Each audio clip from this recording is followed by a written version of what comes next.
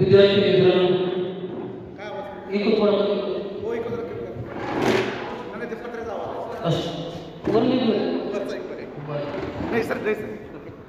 सकाळी आपल्या राहुलच्या बस स्टँडवरती उतरलो. त्या ठिकाणी एक रसवंतीगृह आहे. त्या रसवंतीगृहाचा जो मालक आहे तो असा ऊस घेत होता, त्या चरख्यामध्ये ऊस घालत होता. एकदा ऊस घातल्यानंतर परत त्याला दुमडा करायचा, परत त्याला चरख्यामध्ये घालायचा. एवढा वेळ त्याचे समाधान होत नव्हतं. तो परत ते ऊस घ्यायचा, परत आणून त्याला दुमडा करायचा, परत त्या चरख्यामध्ये घालायचा. त्यातनंही बाहेर काढल्यानंतर त्यानं तो फिरगळला, परत दुमडा केला आणि परत चरख्यामध्ये घातला. आता सध्या आपल्या कार्यक्रमाची अवस्था तीच झालेली आहे. सकाळपासून वेगवेगळ्या प्रकारचे कार्यक्रम या ठिकाणी घेण्यात आलेले होते आणि तुमचा रस काढून काढून काढून काढून जसा त्या ऊसाचा चोथा असतो, तो चोथा तर माझ्या हातात दिला आहे. गायकवाड सर आणि खिलार सर म्हणले काढा तर रसात. प्रत्येक कार्यक्रमाचं टायमिंग हे ठरलेलं असतं. 1 तास व्याख्यान, 2 तास कीर्तन, 3 तास सिनेमा, 4 तास तमाशा, रातभर गोंधळ. त्यामुळं मी माझा जो कार्यक्रम आहे त्याला योग्य न्याय देणार आहे. तुमची मानसिकता, माझा कार्यक्रम म्हणजे मनोरंजन, प्रेरणा, हास्य = टाळे अशा प्रकारचा कार्यक्रम असणार आहे. त्यामुळं तुम्हाला जास्त बोर करणार नाही, पण तुमच्या आयुष्यामध्ये आवश्यक असणाऱ्या ज्या काही गोष्टी आहेत माझ्या परीने देण्याचा मी तुम्हाला प्रयत्न करणार आहे. या ठिकाणी आमचे मार्गदर्शक खिलारे सर आहेत, आमचे मित्र अमोलजी गायकवाड. आमच्या दोघांमध्ये साम्य आहे. बघ, तुमच्या मनात आले तसं नाही, आमच्या विचारामध्ये साम्य आहे. आम्ही दोघेही पुणे विद्यापीठामध्ये शिकत होतो आणि पठारे सरांच्या तालीमध्ये घडलेले दोन्ही पैलवान आहेत. आम्ही पाठीमागे एकदा त्यांनी मला आपल्या विद्यालयामध्ये कार्यक्रमासाठी बोलवलं होतं. तो कार्यक्रम वेगळा होता. आज आम्हाला काव्यगायन मार्गदर्शन असा विषय त्यांनी दिलेला आहे. विद्यार्थी मित्रांनो, पहिली कविता एक हिंदी कविता आहे.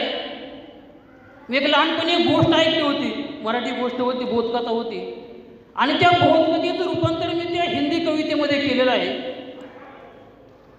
निश्चितच ही कविता तुम्हाला आवडेल आणि या कवितेनं आपण आपल्या कार्यक्रमाची सुरुवात करणार आहोत. तालाब के किनारे एक मकान को लगी हुई थी आग. कुछ लोगों ने उठाई बाल्टी तो कुछ लोग जा रहे थे भाग. समाजामध्ये 2 प्रकारचे लोक असतात, संकटामध्ये धावून जाणारे आणि संकटामध्ये एकमेकाला मदत करणारे. तालाब के किनारे एक मकान को लगी हुई थी आग. कुछ लोगों ने उठाई बाल्टी तो कुछ लोग जा रहे थे भाग. बाल्टी भरकर लाना, मकान पर पानी छिड़कना, काम था जारी.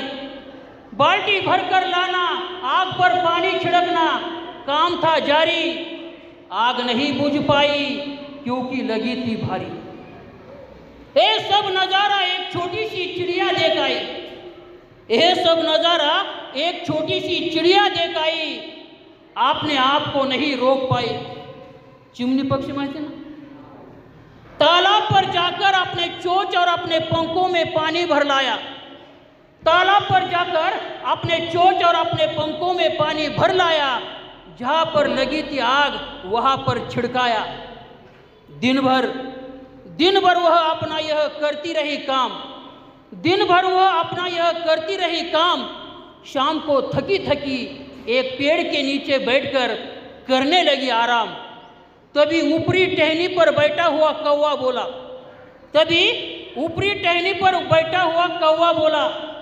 समाजामध्ये सुद्धा असे कावळे असतात जे स्वतः काय करत नाहीत, पण दुसरे जे काय करतात त्यांच्यामुळे अडथळा आणल्याशिवाय राहत नाही.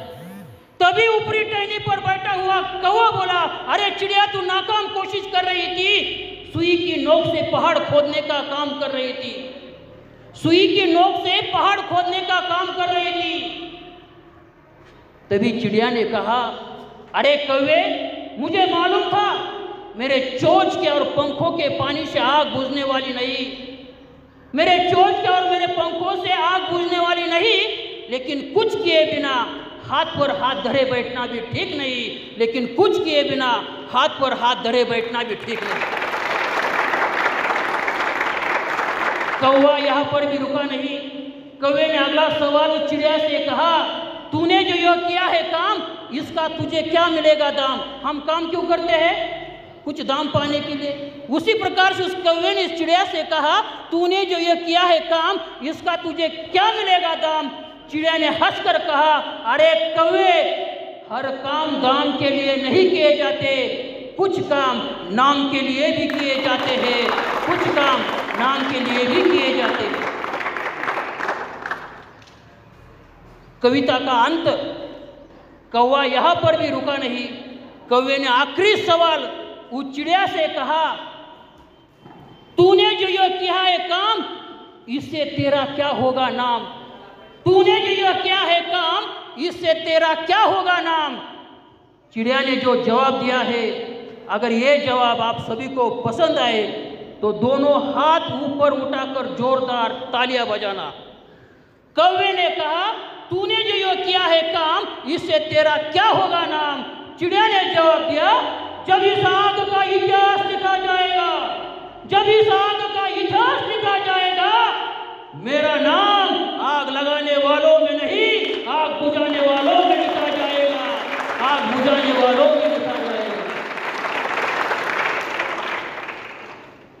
एक छोटी सी चिड़िया जिसको मालूम था मेरे काम करने से कोई भी मुझे फायदा नहीं होने वाला है, फिर भी उस चिड़िया ने अपना काम करना नहीं छोड़ा। छात्रों, एक बात ध्यान में रखिए, जिंदगी में ऐसा भी कोई क्षेत्र नहीं है जिसको आप हासिल नहीं कर सकते। सिर्फ आप में वो हिम्मत, वो जज्बा, वो जुनून आप में होना चाहिए। हर चीज आप पा सकते हैं। हर एक पतंग जानती है अंत में कचरे में जाना है। हर एक पतंग जानती है अंत में कचरे में जाना है, लेकिन उससे पहले आसमान छूकर दिखाना है, उससे पहले आसमान छूकर दिखाना है। विद्यार्थी मित्रांनो, 1980 साली सुदान नावाच्या देशामध्ये महाभयंकर दुष्काळ पडला होता। अनेक लोक त्या ठिकाणी मरत होते। अन्न मिळत नव्हतं की लोकांना पिण्यासाठी पाणी मिळत नव्हतं। अनेक लोकांचे त्या ठिकाणी मृत्यू पडत होते आणि जगभर वाऱ्यासारखी ही बातमी पसरली। त्यावेळेस अमेरिकेचे पत्रकार केविन कार्टर यांना ही गोष्ट कळाली आणि ते सुदान या देशामध्ये पोहोचले। सगळीकडे जेव्हा त्यांनी दृश्य पाहिली त्यावेळेस त्यांच्या नजरेस एक भयानक अशा प्रकारचं दृश्य दिसलं। एक कुपोषित मुलगा, कदाचित तुम्ही हा फोटो गुगलवरती कुठेतरी पाहिलेला असेल। एक कुपोषित मुलगा, थोड्या वेळात त्याचा मृत्यू होणार आहे, तो शेवटचे श्वास घेत आहे आणि त्याच्या शेजारी दुसरीकडे एक गिधाड बसलेला आहे। विद्यार्थी मित्रांनो, गिधाड हे जिवंत माणसाला खात नाही, ते मेलेल्या माणसाला, मेलेल्या प्राण्यांना खातं। ते गिधाड वाट बघते की कधी हा मुलगा मरेल आणि कधी मी त्याचं मांस खाईल। आणि हे चित्र त्या पत्रकारांच्या नजरेत दिसलं आणि त्यानं आपल्या त्या कॅमेऱ्यामध्ये ते चित्र टिपलं आणि ज्यावेळेस तो अमेरिकेमध्ये आला, अमेरिकेमध्ये त्यानं ते चित्र जे होतं ते वर्तमानपत्रामध्ये छापलं आणि त्या पत्रकाराला इतकी प्रसिद्धी मिळाली, रातोरात केविन कार्टर हे नाव जगामध्ये पोहोचलं। त्याला खूप आनंद झाला की आपल्याला एका चित्रामुळं प्रसिद्धी मिळाली। पण विद्यार्थी मित्रांनो, एक हुशार व्यक्ती होता, तो केविन कार्टरच्या समोर आला आणि त्यानं त्या पत्रकाराला विचारलं, तुम्ही ज्या वेळेस त्या मुलाचा फोटो काढत होता त्यावेळेस तो मुलगा जिवंत होता का? त्यावेळेस त्याने सांगितलं, हो, तो मुलगा जिवंत होता। मग तू त्याला वाचवण्याचा प्रयत्न का केला नाही? त्यावेळेस त्याने सांगितलं की माझी फ्लाईटची वेळ जवळ आली होती, मला फ्लाईटनं लवकरात लवकर अमेरिकेला पोहोचायचं होतं, म्हणून मी त्या मुलाला मदत करू शकलो नाही। त्यावेळेस त्या पत्रकाराला केविन कार्टरला त्या व्यक्तीनं उत्तर दिलं, मला वाटतं की त्यावेळेस त्या सुदानच्या वाळवंटामध्ये एक गिधाड नव्हतं, त्या ठिकाणी 2 गिधाडं होती.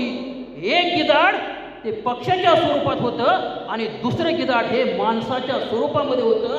जर ह्या व्यक्तीनं ठरवलं असतं तर तो त्या मुलाचे प्राण वाचवू शकला असता.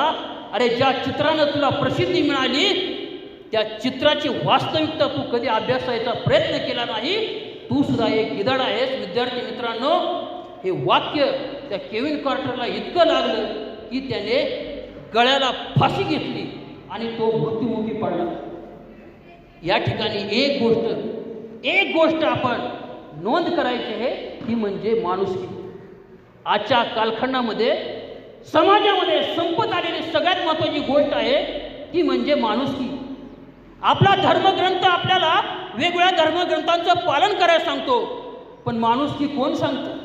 भगवत गीता कहती है तू हिंदू बन, कुरान शरीफ कहता है तू मुस्लिम बन, बाइबल कहता है तू क्रिश्चियन बन, लेकिन मेरे बाबा साहब आम्बेडकर जी का संविधान कहता है, अरे इंसान पहले तू इंसान बन, अरे इंसान पहले तू इंसान बन. अगर पैदा न होता ये नशा तो खुशियों का सिलसिला न होता, बेरंग हो जाती है जमीन और आसमान का रंग नीला न होता, हम तुम तो कब के गुलाम हो जाते यारो. बाबा साहब जैसा कोहिनूर हमें मिला न होता, बाबा साहब जैसा कोहिनूर हमें मिला न होता. समाजामध्ये वास्तवदर्शी हे चित्र पाहिल्यानंतर माझं हे कविमन हळहळलं आणि या माणुसकीवरती मी एक कविता लिहिली. विद्यार्थी मित्रांनो, कविता कुणीही लिहू शकतं, फक्त त्याचं मन कवी असावं लागतं. आणि कवीमध्ये इतकी ताकद असते, म्हणून म्हणतात जो ना देखे रवी सो देखे कवी. म्हणजे जिथं सूर्यसुद्धा पोहोचू शकत नाही तिथपर्यंत पोचण्याची ताकद ही कवीमध्ये असते. त्याच्यावरती मी कविता लिहिली, मानव बनला दानव.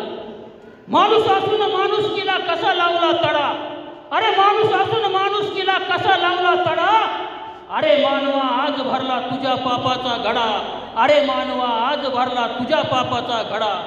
तोडून टाकली वृक्षवल्ली तयार केली भूतांची गल्ली, अरे तोडून टाकली वृक्षवल्ली तयार केली भूतांची गल्ली.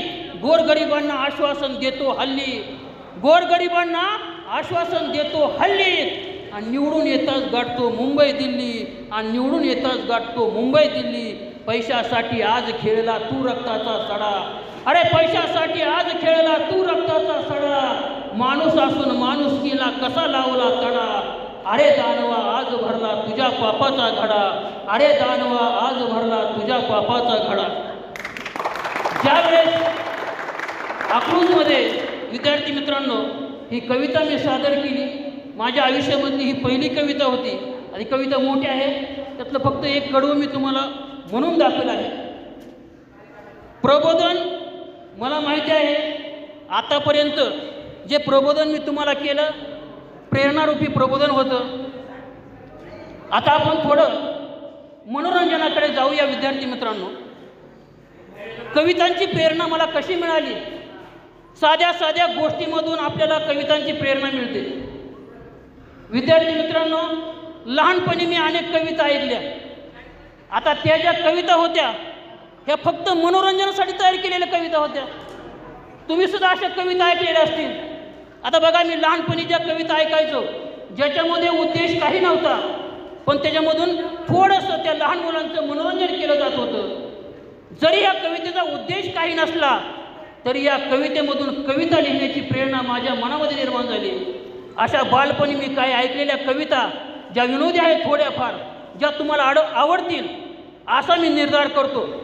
बघा, मी पहिली कविता जी मनोरंजनासाठी ऐकली होती, सुभाष बाबूंनी आणला ट्रॅक्टर त्यात निघाला इनिस ट्रॅक्टर, इनिस ट्रॅक्टरने आणली शाई त्यात निघाली उषाताई, उषाताईच्या इनीला गोंडा त्यात निघाला तिरंगी झेंडा, तिरंगी झेंड्याने फेकली किल्ली तिथं निघाली मुंबई दिल्ली, मुंबई दिल्लीहून आणला संत्री त्यात निघाला मुख्यमंत्री, मुख्यमंत्र्यांनी तोडली फांदी तिथं निघाली इंदिरा गांधीने मारली उडी, तिथं निघाली रत्नागिरीहून आणला आंबा, त्यात निघाला श्यामडा सांगा म्हणतोय मेलो मेलो, डॉक्टर म्हणतोय आलो आलो, आणि सांबाला दिली सुई आणि सांबा करतोय. विद्यार्थी मित्रांनो, या कवितेला अर्थ नसतो.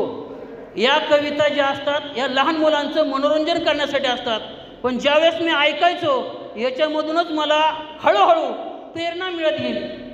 काही कविता असतात फक्त ओढून तोडून त्याच्यामध्ये यमक जुळवलेलं असतात. बघा तुम्हाला जर भविष्यामध्ये कवी व्हायचं असेल, आजकाल मुक्त छंदाच्या कविता खूप चालतात. मग यमक हा अलंकार त्याच्यामध्ये सगळ्यात महत्त्वाचा. यमक अलंकार माहिती ना. एक कविता मी ऐकली होती एका कीर्तनामध्ये, त्या महाराजांनी सांगितली होती, सासूच्या घरी जावय पाहुणा आणि सासू म्हणती बस बस. सासूच्या घरी जावय पाहुणा, सासू म्हणती बस बसा. जावय म्हणतो हितला बेत कसा कसा, बस बसाला कसा कसा जोड. जावय म्हणतो हितला बेत कसा कसा, सासू म्हणली म्हैस पार्टी गाय गाबन शिर्डी देती पस पस. म्हैस गाबन गाय पार्टी शिर्डी देती पस पसा, आणि पोरांना मिळालं दूध पोरं करतात वस वस. अशा प्रकारे यमक ओढून ताणून आणून अशा काही कविता तयार केल्या जातात. आता विद्यार्थी मित्रांनो, मी एक अशी कविता तुम्हाला सांगणार आहे, ही जगामधली सगळ्यात लहान कविता आहे. जगामधली सगळ्यात लहान कविता. प्रियकर आणि प्रेयसीचा संवाद आहे. 3च ओळीची कविता. तो म्हणला ती म्हणली हा, 2 ओळी संपल्या. तो म्हणला ती म्हणली हा, पण घरचे म्हणले हा. कविता संपली. एक हिंदी छोटी कविता मी ऐकली होती. नीट ऐका कविता, हिंदी कविता, सगळ्यात छोटी कविता. एक पहाड़ पर एक सुखी रहता था, एक पहाड़ पर एक सुखी रहता था, वहां पर एक सुखी पहुंची. एक पहाड़ पर एक सुखी रहता था, वहां पर एक सुखी पहुंची, अब वह कोई सुखी नहीं है.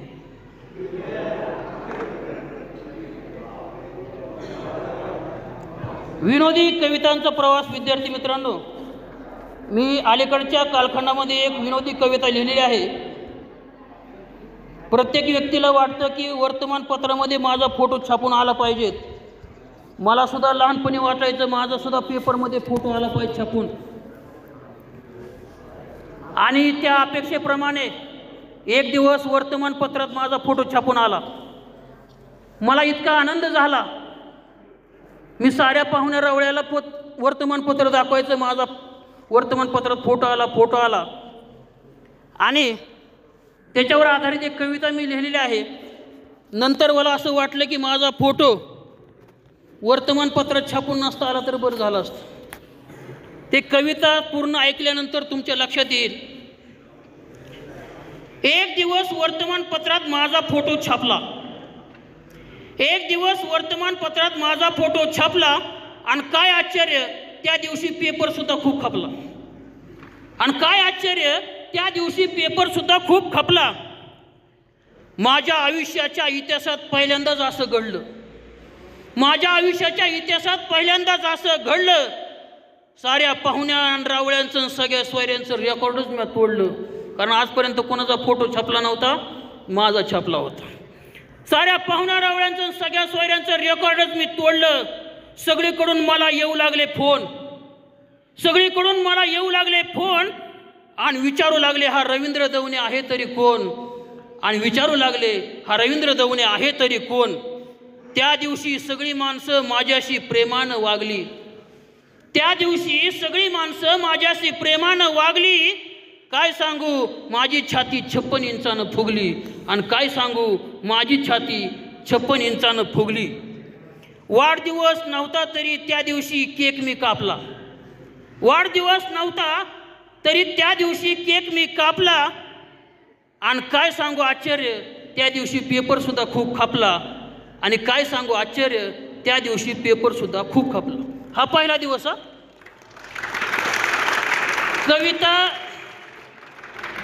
आता दुसऱ्या दिवसापासून मी जी दृश्य बघितली ती दृश्य ऐकल्यानंतर तुमच्या लक्षात येईल की पेपरमध्ये फोटो आल्यावर काय होतं पुढं बघा. एक आठवड्यानंतर वेगळंच घडलं. एक आठवड्यानंतर वेगळंच घडलं. आनंदाचं गाठोडं गटारात बुडलं. एक आठवड्यानंतर वेगळंच घडलं. आनंदाचं गाठोडं गटारात बुडलं. त्या दिवसानंतर जी दृश्य मी पाहिली, त्या दिवसानंतर जी दृश्य मी पाहिली, आज सुद्धा माझ्या जीवाची होती या काहिली. आज सुद्धा माझ्या जीवाची होती या काहिली. मिठाईवाल्यानं माझा फोटो छापलेला कागद घेतला. अर्धा किलो जिलेबीचा ढिगारा त्यावर घातला. मिठाईवाल्यानं माझा फोटो छापलेला कागद घेतला. अर्धा किलो जिलेबीचा ढिगारा त्यावर घातला. माझ्या तोंडावर पडला होता पाक जिलेबीचा. माझ्या तोंडावर पडला होता पाक. पण थोड्याच वेळात उघडली माझी झाक. पण थोड्याच वेळात उघडली माझी झाक. ढिगातला एक एक वेळा त्याने सगळ्यांना वाटला. ढिगातला एक एक वेळा त्याने सगळ्यांना वाटला. कागद फेकून देताच कुत्र्यानं चटाचटा चाटला. कागद फेकून देताच कुत्र्यानं चटाचटा चाटला. कुत्र्याची फोटोवर पडली होती सारी लाळ. कुत्र्याची त्या फोटोवर पडली होती सारी लाळ. आणि माझा फोटो दिसत होता लहान ग शेमड बाळ. आणि माझा फोटो दिसत होता लहान ग शेमड बाळ. झालेला अपमान मी हृदयात तसा जपला. झालेला अपमान मी हृदयात तसा जपला. आणि काय आश्चर्य, त्या दिवशी पेपरसुद्धा खूप खपला. आणि काय सांगू आश्चर्य, त्या दिवशी पेपरसुद्धा खूप खपला. आता याच्याही पेक्षा भयंकर घटना घडली, ती सुद्धा मी लिहिलेली आहे. ही हास्यव्यंग्य कविता आहे. हास्य थोडं, त्यातला व्यंग लक्षात ठेवायचं विद्यार्थी मित्रांनो. लहान होता अजून पाटलाचा बाबा. पाटलाचा मुलगा लहान होता. किती लहान होता पुढच्या ओळीमध्ये. लहान होता अजून पाटलाचा बाबा. 2 नंबरला जाताना नेत नव्हता डबा. लहान होता अजून पाटलाचा बाबा. 2 नंबरला जाताना नेत नव्हता डबा. उकिरड्याच्या कडेला जाऊन मांडलं त्यांनी ठाण. उकिरड्याच्या कडेला जाऊन मांडलं त्यांनी ठाण. हातभर जागेत मांडलं ईदभर दुकान. हातभर जागेत मांडलं ईदभर दुकान. सत्यता विद्यार्थी मित्रांनो. हातभर जागेत मांडलं ईदभर दुकान. दुकान बंद केल्यावर हाळ त्याने दिली आईला. दुकान बंद केल्यावर हाळ त्याने दिली. आईनं बी पाणी नाही आणलं, मोकळीच आली. उकिरड्यावरचा माझा फोटो छापलेला कागद तिने घेतला. उकिरड्यावरचा माझा फोटो छापलेला कागद तिने घेतला. कागदाकडे बघून बाब्या सुद्धा हसला. त्याला खाली वाकून तिनं त्याचा पार्श्वभाग पुसला. त्याला खाली वाकून तिनं त्याचा पार्श्वभाग पुसला. ते दृश्य आठवल्यावर आज सुद्धा वाटतं मला भेव. ते दृश्य पाहिल्यानंतर आठवल्यानंतर आज सुद्धा मला वाटतं भेव. कारण माझा फोटो दिसत होता नुकताच हळद लावलेला नवरदेव. कारण माझा फोटो दिसत होता नुकताच हळद लावलेला नवरदेव. विद्यार्थी मित्रांनो, त्या दिवसापासून सोडली मी प्रसिद्धीची हाव. त्या दिवसापासून सोडली मी प्रसिद्धीची हाव. नको राज्य, नको जिल्हा, नको तालुका, बराय आपला गाव, बराय आपला गाव.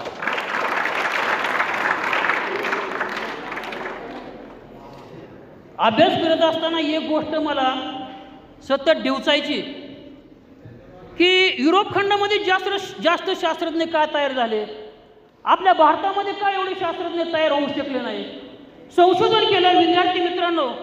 शास्त्रज्ञ होण्यासाठी सगळ्यात महत्त्वाची गोष्ट म्हणजे त्या विद्यार्थ्याला प्रश्न पडला पाहिजे आणि त्या प्रश्नाचं निरसन हे योग्य प्रकारे झालं पाहिजे, तरच तो विद्यार्थी काय होतो, शास्त्रज्ञ बनतो. बघा, आमच्या विद्यार्थ्यांना प्रश्न पडतात का नाही? पडतात. लहानपणी मला सुद्धा प्रश्न पडायचा. पाऊस पडायचा, आभाळामधून आवाज यायचा. मी आजीला विचारायचो, आजी आभाळात कसला आवाज येतोय? आजी म्हणायची, म्हातारी जळतीये. म्हणायची ना. ढगावर ढग घासल्यानंतर विजेचा चकचकाट दिसायचा. आजी म्हणायचे, म्हातारा बॅटरी दाबतोय. विद्यार्थी मित्रांनो, लहान लहान प्रश्न असतात, पण या प्रश्नाचं योग्य निरसन नाही झालं तर तो विद्यार्थी पुढे आयुष्यात जाऊ शकत नाही.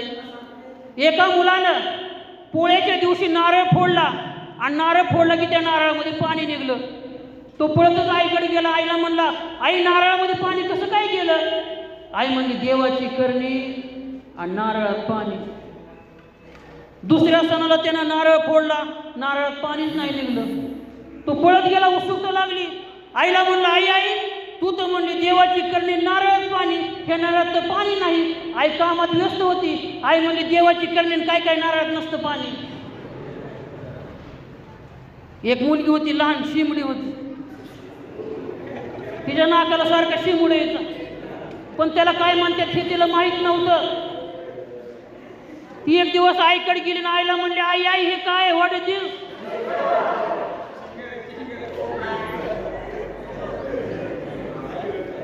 आईला राग आला. आई रागात म्हणली, अक्कल आहे अक्कल. आईने काय सांगितलं? अक्कल आहे अक्कल. ही पोरगी मोठी झाली, तिला पाहुणं बघायला आलं आणि ती पाहुण्याला चहा घेऊन चालली होती. एक पाहुणा पुढं बसलेला, धोतर इस्त्री केलेली, निळ लावलेली, कडक इस्त्री केलेली, आणि पोरगी थरथरच्या हाताने ती चहा घेऊन गेली. पुढचाच कप त्या पाहुण्याच्या अंगावर सांडलं. ती म्हातारा असं चिडलं, म्हणलं, ह्या पोरीला काय अक्कल आहे का नाही? ती म्हणली, हा किती अक्कल आहे बाबा.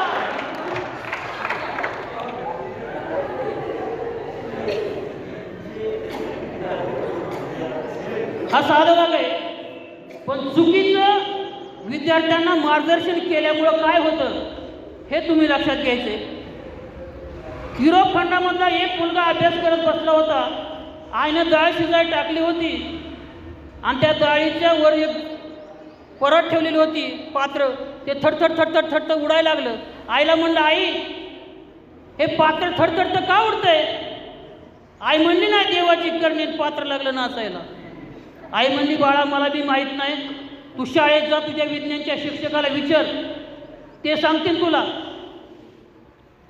आई ते मुलगा शाळेमध्ये गेला, विज्ञानच्या शिक्षकाला विचारलं, पण त्यांना उत्तर आलं नाही. पण कुणी चुकीचं उत्तर त्या विद्यार्थ्याला दिलं नाही. एक दिवस आई घरी नव्हती, त्यानं चूल पेटवली, त्याच्यावरती ते भुगवणं मांडलं, वरती पात्र ठेवलं आणि थोड्यावर थडथड वाजायला लागलं. त्यानं ते पात्र उघडलं, आतमध्ये त्या पाण्याची वाफ झाली होती आणि ही वाफ बाहेर येण्यासाठी त्या पात्राला धडका देत होती. त्यावेळेस त्या विद्यार्थ्याला समजलं की पाण्यापासून तयार होणाऱ्या वाफेमध्ये सुद्धा ताकद असते. त्या विद्यार्थ्यानं जगामधलं पहिलं वाफेवरचं इंजिन तयार केलं, त्याचं नाव जेम्स वॅट. विद्यार्थी मित्रांनो, त्या विद्यार्थ्याला योग्य उत्तर मिळालं, योग्य दिशेने त्याचं संशोधन केलं, म्हणून 21व्या शतकामध्ये युरोप खंडामध्ये धूर निघत होता. आमच्या भारतामध्ये सुद्धा धूर निघत होता, पण युरोप खंडामध्ये निघणारा धूर हा प्रगतीचा धूर होता आणि आमच्या देशामध्ये मात्र नवरा मेल्यानंतर सती जाणाऱ्या त्या स्त्रीच्या चितेचा धूर निघत होता. हा दोन्हीमध्ये असणारा फरक आहे.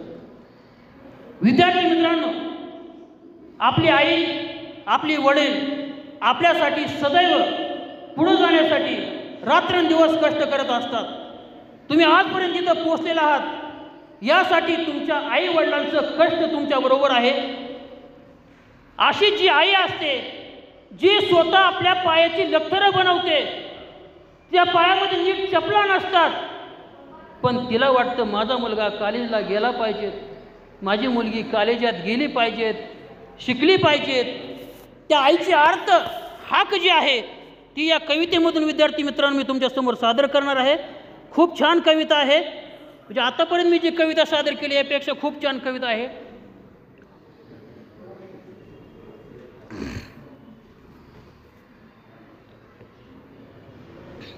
ती कविता तुमच्यासमोर सादर करतोय.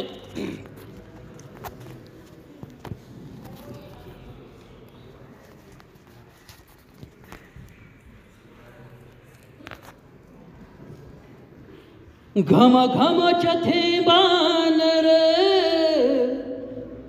शाळा शिकवली रतीनं, घमाघमाच्या थेंबानर शाळा शिकवली रतीनं, बांधा बांधाची ठोकर खाऊन र सुन मेरे कॉलेज कुमार, बांधा बांधाची ठोकर खाऊन र सुन मेरे कॉलेज कुमार, घमाघमाच्या थेंबानर शाळा शिकवली रतीनं, घमाघमाच्या थेंबानर शाळा शिकवली रतीनं, बांधा बांधाची ठोकर खाऊन र सुन मेरे कॉलेज कुमार, बांधा बांधाची ठोकर खाऊन र सुन मेरे कॉलेज कुमार, ती तुडवती काट्याचे फास तुझ्या शर्टाला अत्तराचा वास, ती तुडवती काट्याचे फास तुझ्या शर्टाला अत्तराचा वास, चालून संपत आलाय तिचा श्वास, चालून संपत आलाय तिचा श्वास,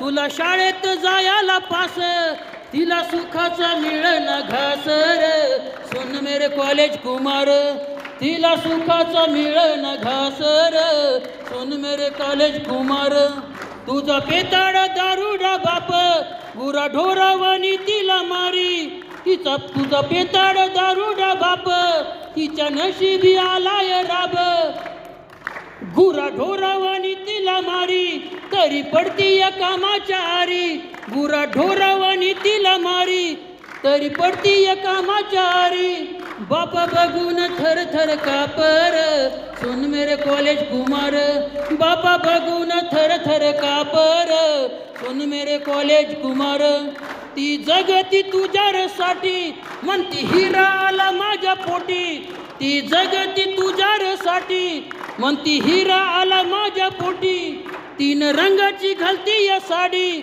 आणि सांभाळती साडी न माडी, तीन रंगाची घालती या साडी आणि सांभाळती शेतीन बाडी, तिला लागली या तुझीच आसर सुन मेरे कॉलेज कुमार, तिला लागली या तुझीच आसर सुन मेरे कॉलेज कुमार. आता शेवट काय बघा, तू साहेब बनर मोठा संपून टाक सारा रे दुखवटा, तू साहेब बनर मोठा संपून टाक सारा दुखवटा, तुझ्यावरच सारी मदार कर कुळीचा साऱ्या उदार, तुझ्यावरच सारी मदार कर कुळीचा साऱ्या उदार, तिला सुखाचा भरव घास रे सुन मेरे कॉलेज कुमार, तिला सुखाचा भरव घास रे सुन मेरे कॉलेज कुमार, घमाघमाच्या थेंबानर शाळा शिकवली रतीनं, घमाघमाच्या थेंबानर शाळा शिकवली रतीनं, बांधा बांधाची ठोकर खाऊन र सुन मेरे कॉलेज कुमार, बांधा बांधाची ठोकर खाऊन र सुन मेरे कॉलेज कुमार. ही आई असते. विद्यार्थी मित्रांनो, डोंगरावर जाणारा सूर्य तुम्हाला दररोज पाहायला मिळेल, पण माथ्याआड गेलेले आईबाप आयुष्यात परत कधीच पाहता येणार नाहीत, म्हणून जोपर्यंत आपले आई आणि बाप जिवंत आहेत त्यांच्या डोळ्यामध्ये कधी अश्रू येऊ देऊ नका. एवढं जरी काम केलं तरी आपलं आयुष्य सार्थकी लागतं. छत्रपती शिवाजी महाराज ज्यांची आई जिजाऊ होती, बघा संस्कार कसे असतात.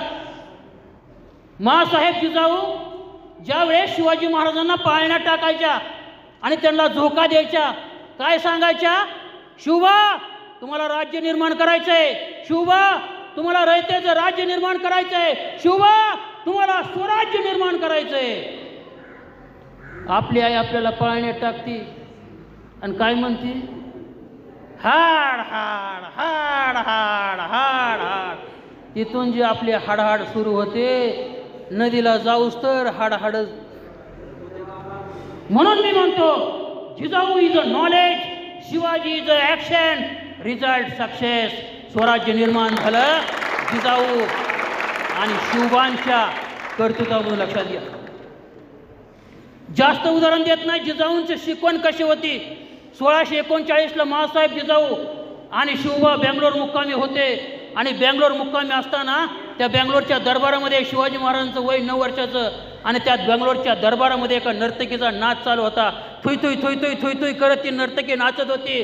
शिवबांच्या कानावरती त्या घुंगरांचा आवाज आला. शिवबा त्या घुंगराच्या आवाजाच्या दिशेने गेले आणि त्या दरबाराच्या एका कोपऱ्यामध्ये उभा राहून त्या नर्तकीचा नाच पाहायला लागलेत.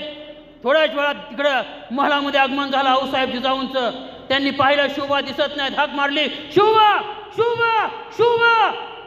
पण शिवबांची कुठेच आवाज आला नाही. शेवटी त्या शोधत शोधत शोधत त्या दरबारापर्यंत गेल्या. पाहतात तर काय आपले बाल शिवबा त्या दरबाराच्या एका कोपऱ्यामध्ये उभा राहून त्या नर्तकीचा नाच पाहत आहेत. आऊसाहेब जिजाऊ गेल्या, शिवबांच्या हाताला धरला आणि फार फार फार ओढत आपल्या महालात आणला आणि खाडकन कानाखाली ठेवून दिली. शिवबांना काही कळलं नाही. त्या ठिकाणी जे लोक पाहत होते तेच मी पाहत होतं. मग आऊसाहेबांनी मला मारलं का? त्यांनी विचारलं, आऊसाहेब आम्हाला मारलं का? त्यावेळेस कळाली सौदामिनी आणि म्हणाली, शिवबा शिवबा, या महाराष्ट्राच्या मातीमध्ये मला स्त्रियांना नाचवणारा नाही, स्त्रियांना वाचवणारा शिवाजी उभा करायचा आहे. 350 वर्षापूर्वी या महाराष्ट्राच्या मातीमध्ये महिलांना वाचवणारा शिवबा उभा राहिला होता. अरे प्रत्येक राजाच्या दरबारामध्ये नर्तकी नाचली हा जगाचा इतिहास आहे. प्रत्येक राजाच्या दरबारामध्ये नर्तकी नाचली हा जगाचा इतिहास आहे. पण स्वराज्याच्या दरबारात एकदाही नर्तकी नाचली नाही हा छत्रपती शिवरायांचा इतिहास आहे. मग आज शिवबा का घडत नाहीत? आज का शिवबा जन्माला येत नाहीत? शिवबा जन्माला येतील पण अगोदर जिजाऊ घडली पाहिजे. जिजाऊ घडली तरच शिवबा घडतील. आज सुद्धा आईला वाटतं की माझ्या घरामध्ये शिवबा जन्माला आला पाहिजे, पण संस्कार नाही. आई म्हणते बाळ तू शिवाजी बनायचं असतं, बाबा म्हणतात बाळ तू शिवाजी बनायचं असतं.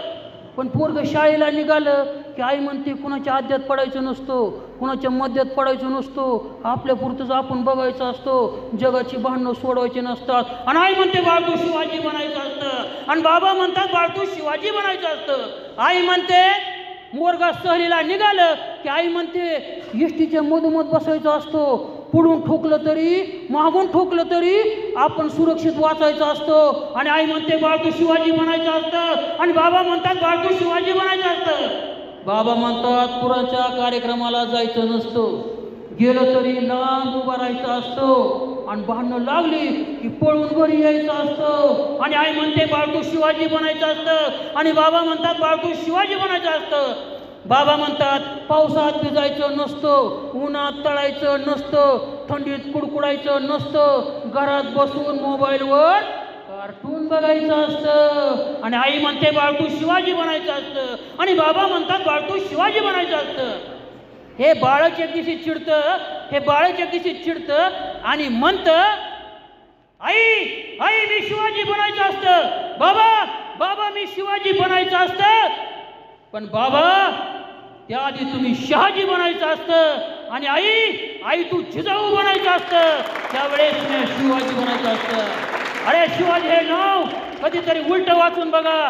त्यावेळेस होतं जीवाशी, जो राजा हयात आयुष्यभर जीवाशी खेळ खेळत आला त्याचं नाव शिवाजी, त्याचं नाव शिवाजी. ताजमहल अगर प्रेम की निशानी है, अरे ताजमहल अगर प्रेम की निशानी है तो ये स्वराज्य इस शेर की निशानी है, इस शेर की निशानी है. शिवाजी घडेल विद्यार्थी मित्रांनो, पण अगोदर जिजाऊ घडली पाहिजे. आणि जिजाऊ घडल्यावर सुद्धा शिवाजी घडण्यासाठी तेवढी हिंमत तेवढं जिगर त्यामध्ये असला पाहिजे.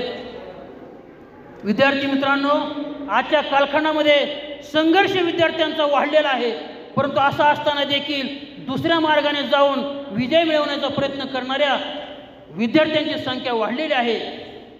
बघा पूर्वीच्या कालखंडामध्ये विवाह करण्यासाठी सुद्धा संघर्ष केला जात होता. एका राणीचं स्वयंवर होतं राजकुमारीचं, आणि तिच्या वडिलांना दौंडी दिली साऱ्या राज्यामध्ये, अमुक अमुक दिवशी माझी मुलगी राजकुमारी हिचं स्वयंवर आहे आणि त्या ठिकाणी एक परीक्षा घेतली जाईल. या स्वयंवरामध्ये जो राजकुमार जिंकेन त्याचा विवाह राजकुमारीवर लावून दिला जाईल.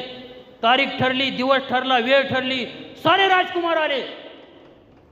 राजकुमारी सुंदर होती, वरती सिंहासनावर राजकुमारी बसलेली होती, आणि समोर परीक्षेचं ठिकाण होतं. काय परीक्षा होती विद्यार्थी मित्रांनो?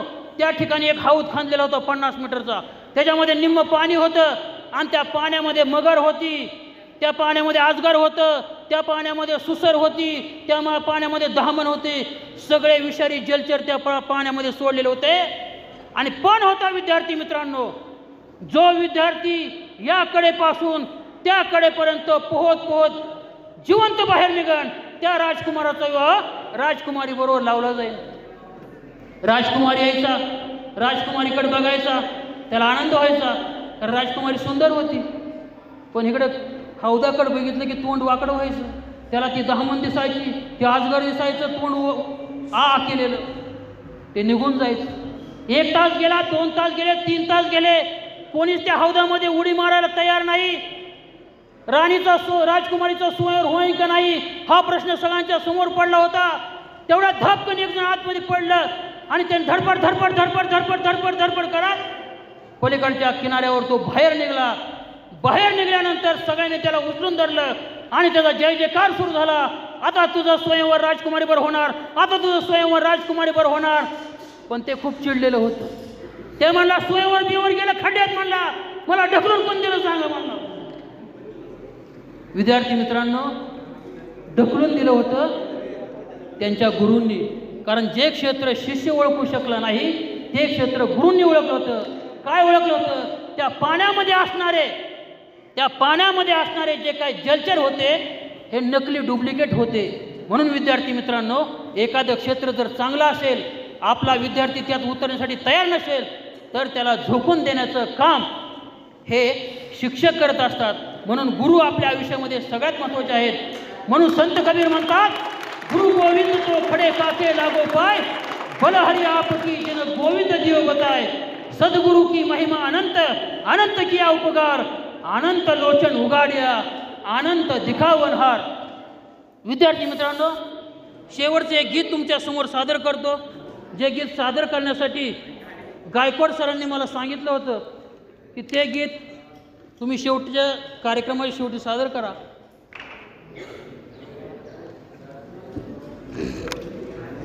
विदर्भाचे महान कवी सोपान कोकाटे यांचं हे गीत आहे. निश्चितच तुम्हाला आवडेल. गायकवाड सर नाहीत का? त्यांना ऐकायचं आहे गीत. त्याच्या आधी दुसरे एक गीत थोडं बारकाईचे सादर करतो. माझ्या डोळ्यातली आसव कोणी मायेन पुसताना, माझ्या डोळ्यातली आसव कोणी मायेन पुसताना, उरी हुंद का दाटतो या गोष्ट बापाची सांगताना, उरी हुंद का दाटतो या गोष्ट बापाची सांगताना. त्याच्या फाटक्या सदऱ्याला किती ठिगळ जोडल्याली, त्याच्या फाटक्या सदऱ्याला किती ठिगळ जोडल्याली, उभ्या आयुष्याला त्यानं जशी कातर लावलेली, उभ्या आयुष्याला त्यानं जशी कातर लावलेली. मला कसंच होत या कुणी बाबा म्हणताना, मला कसंच होत या कोणी बाबा म्हणताना, उरी हुंद का दाटतो या गोष्ट बापाची सांगताना, उरी हुंद का दाटतो या गोष्ट बापाची सांगताना.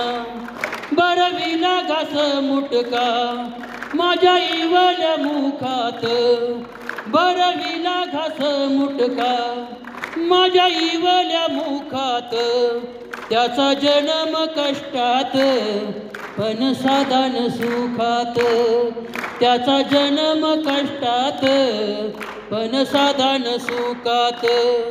त्यांनी बघितली सपन पाला उसाचा काढताना, त्यांनी बघितली सपन पाला उसाचा काढताना, उरी हुंद का दाटतो या गोष्ट बापाची सांगताना, उरी हुंद का दाटतो या गोष्ट बापाची सांगताना.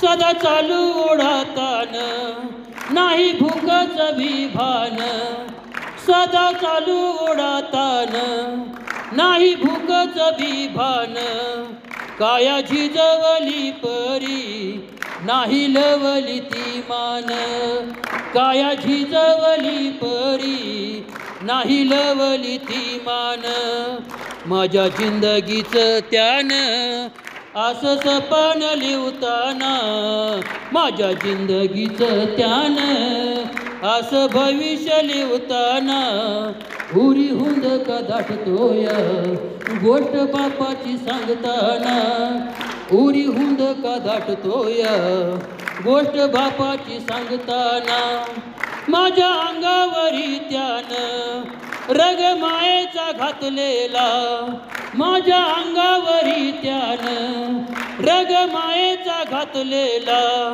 त्याच्या अनवाणी पायाला असं चटक बसताना त्याच्या अनवाणी पायाला असं चटक बसताना म्याली वाया शिकले या उरी हुंद का दाटताना उरी हुंद का दाटताना उरी हुंद का दाटतोया गोष्ट बापाची सांगताना म्याली वाया शिकले मग सुदीत बोलले आज फुलत चालले पण काटे न बोचले त्याच्या कष्टाचं चीज मी असं रातंदिन करताना उरी हुंद का दाटतोय गोष्ट बापाची सांगताना उरी हुंद का दाटतोय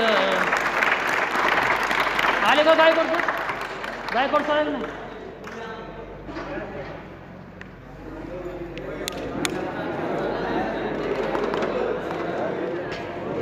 आता शेवटचं गीत आहे टाळ्या नावाचे चालते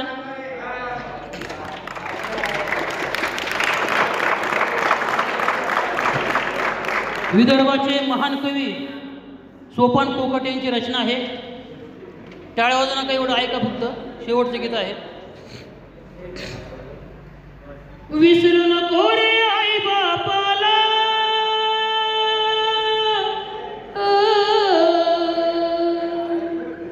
विसरू नको रे आई बापाला झिजविली त्यांनी काया काया झिजवून तुझ्या शिरावर धरली सुखाची छायर वेड्या मिळणार नाही पुन्हा आई बापाची मायर वेड्या मिळणार नाही पुन्हा आई बापाची माया विसरू नको रे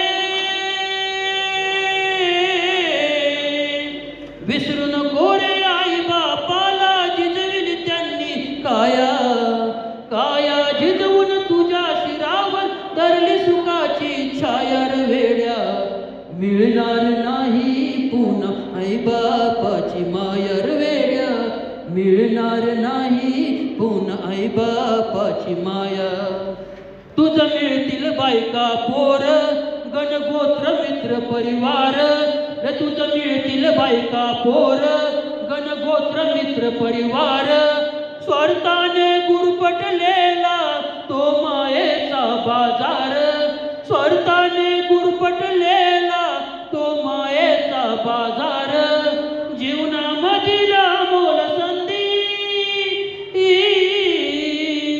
जीवनामधील अमोल संधी नको घालवू वाया काया झिजवून तुझ्या शिरावर धरली सुखाची छायर वेड्या मिळणार नाही पुन्हा आई बापाची मायर वेड्या मिळणार नाही पुन्हा आई बापाची माया तुझं मिळेल बंगला माडी शेतीवाडी मोटर गाडी रे तुझं मिळेल बंगला माडी शेतीवाडी मोटर गाडी आई बाप मिळणार नाही ही जाण राहू दे थोडी आई बाप मिळणार नाही ही जाण राहू दे थोडी म्हातारपणी त्या आई बापाला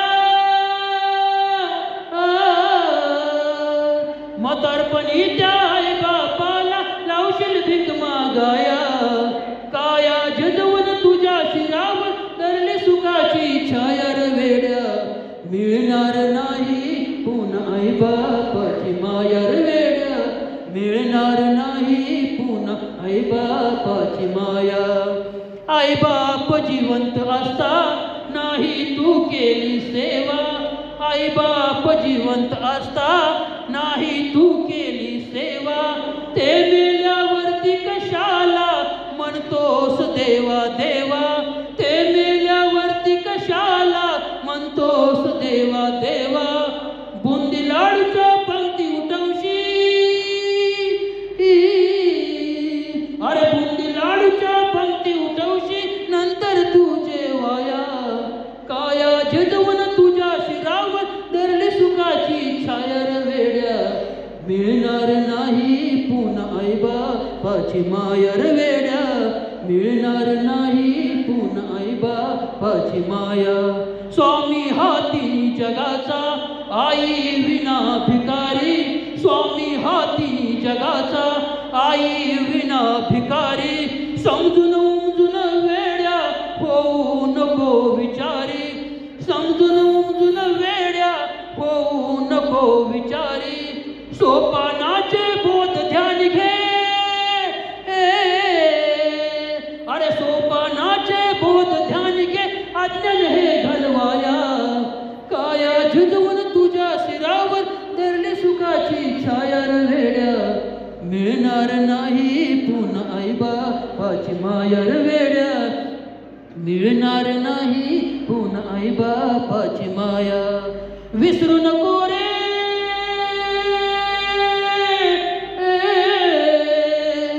विसरू नको रे आई बापाला जिजविली त्यांनी काया.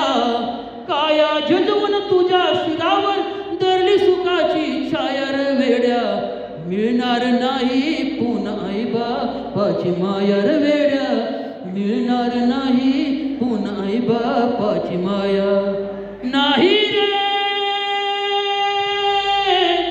नाही कुणाचे कोणी. नाही रे नाही कुणाचे कोणी. आई बाप गेल्यावरती, हो आई बाप गेल्यावरती. नाही रे नाही कुणाचे कोणी. नाही रे नाही कुणाचे कोणी. अरे बहीण कुणाची भाव कुणाचा कोण कुणाचे सगळे सोये. अरे बहीण कुणाची भाव कुणाचा कोण कुणाचे सगळे सोय रे. जाशील अंती वेड्या रे निघून माझे माझे म्हणून. नाही रे नाही कुणाचे कोणी. नाही रे नाही कुणाचे कोणी. आई बाप गेल्यावरती, हो आई बाप गेल्यावरती. नाही रे नाही कुणाचे कोणी. धन्यवाद.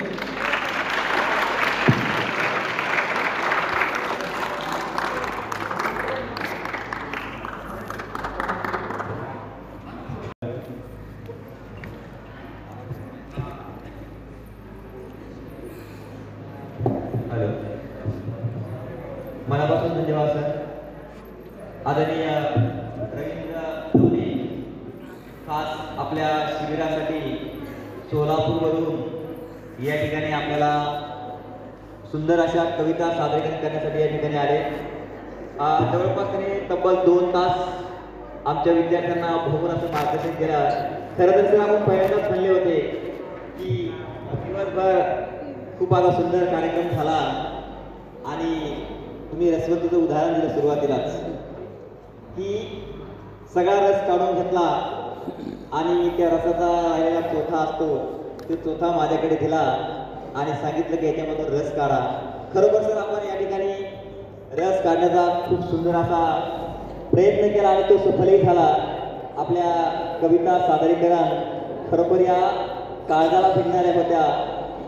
आईबाबावरची कविता असेल, मध्ये आपण सुंदर असं सादरीकरण केलं. खरोखरच आमच्या विद्यार्थ्यांना या ठिकाणी एक ऊर्जा आपल्या कविता सादरीकरणावरून आपण या ठिकाणी दिली. उत्कृष्ट संगीतकार, कविताकार, गीतकार म्हणून आपण परिचित आहात आणि आमच्या महाविद्यालयाला आपण सोलापूरवरून येऊन ताराबाद या एका छोट्याशा ग्रामीण भागामध्ये आपण या ठिकाणी आलात, दूरवरून प्रवास करून या ठिकाणी आपण आलात. आमच्यासाठी आपण खूप काही कष्ट घेतले आणि विद्यार्थ्यांना मार्गदर्शन केलं. त्याबद्दल राष्ट्रीय सेवा योजना महाविद्यालय आणि विविध महाविद्यालयातून आलेल्या सर्व सहयोगांच्या वतीनं आपले मनापासून या ठिकाणी आभार मानतो. आणि यानंतर पुढील सूत्र मी गायकवाड सरांकडे देतो की तुमची काही सूचना असेल की त्यांनी या ठिकाणी कराव्या, कारण दोन्ही सरांना खूप मोठी गरज आहे.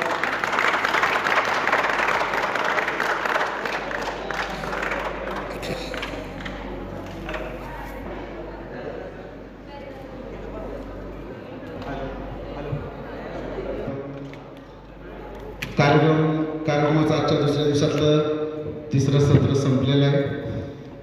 आता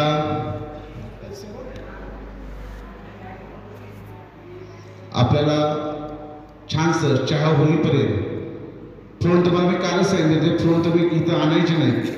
प्रवरानगर